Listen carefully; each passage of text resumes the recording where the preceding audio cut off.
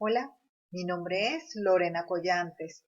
Soy la docente que les va a guiar a lo largo de este módulo, Coherencia y Cohesión.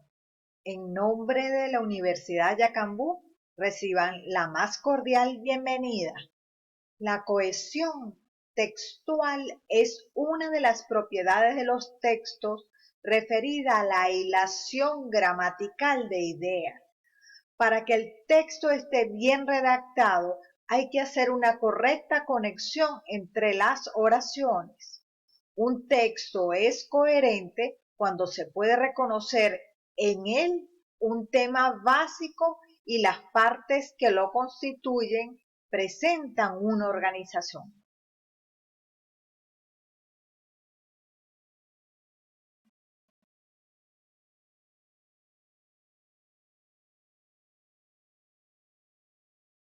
Definición de coherencia. Es un fenómeno lingüístico que consiste en una red de relaciones explícitas entre oraciones, es decir, la presencia textual de elementos lingüísticos formales. Un texto es coherente cuando hay un hilo conductor del tema desarrollado desde su inicio hasta su término bien organizado. El conocido personaje Bart Simpson. No podemos decir el caza porque no hay coherencia entre el género y el sustantivo, ni podemos decir lo carro porque no hay coherencia entre el número y el sustantivo. Veamos este ejemplo de texto coherente. Había un hombre sentado en un banco con un cigarrillo sin encender en la boca. Se levantó y se le acercó a un señor que pasaba por allí. Le pidió fuego, pero el señor no fumaba. El hombre le dio las gracias y volvió a sentarse. El otro señor siguió su camino. Observamos que el texto es coherente, tiene una secuencia de eventos y todo se relaciona. Veamos una definición de cohesión. Un texto cohesionado presenta los enunciados de manera encadenada a partir de entre ellos, de diversos recursos.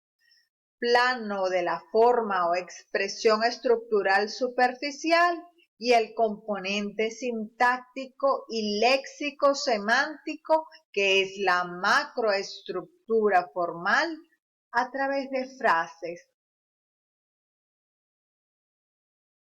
Nos preguntamos ahora, ¿qué son conectores?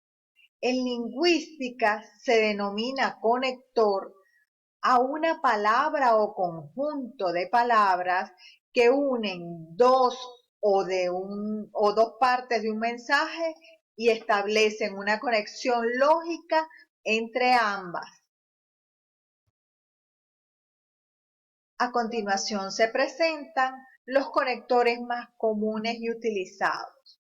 Por ejemplo, conectores de oposición, pero, aún, sin embargo, no obstante, en cambio, por otro lado, por más que, conectores de causa-consecuencia, por qué, ya que, puesto que, por consiguiente, debido a, en consecuencia, por ende, conectores de adición o sumatorios y también, además, asimismo, de igual modo, de la misma manera, conectores de tiempo, finalmente, previamente, por último, mientras tanto, después.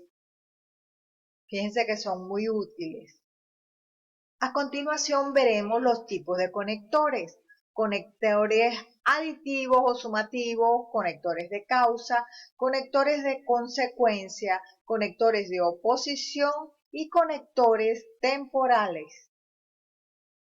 Bien, Los conectores aditivos o sumativos añaden elementos positivos o negativos al relato, ejemplos y además también, incluso, más aún, cabe añadir aún más, etcétera.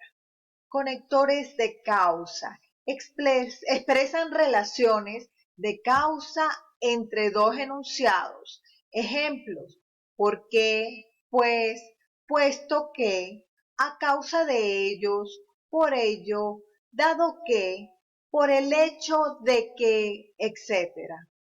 Conectores de consecuencia expresan relaciones de consecuencia entre dos enunciados.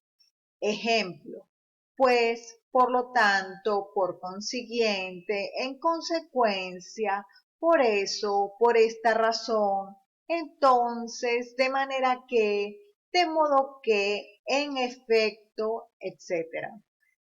Conectores de oposición expresan diferentes ideas de conectarse u oposición entre enunciados. Ejemplo: a pesar de todo, aún así, pese de ello, de cualquier modo, pero, sin embargo, no obstante, por otra parte, por el contrario, en cambio, etc. También tenemos conectores temporales que indican un momento en el tiempo o establecen relaciones temporales entre dos oraciones o enunciados. Veamos el esquema. La enunciación textual se organiza a nivel lingüístico o a nivel mental. Si se organiza a nivel mental, debe existir coherencia, debe ser local o global. Vemos también simultáneamente la enunciación textual es mental, se organiza a nivel lingüístico, radica en cohesión léxica, conectores y gramatical. Un mensaje de la querida Mafalda. A mí me gustan las personas que dicen lo que piensan, pero por encima de todo, me gustan las personas que hacen lo que dicen. Fíjense, la congruencia.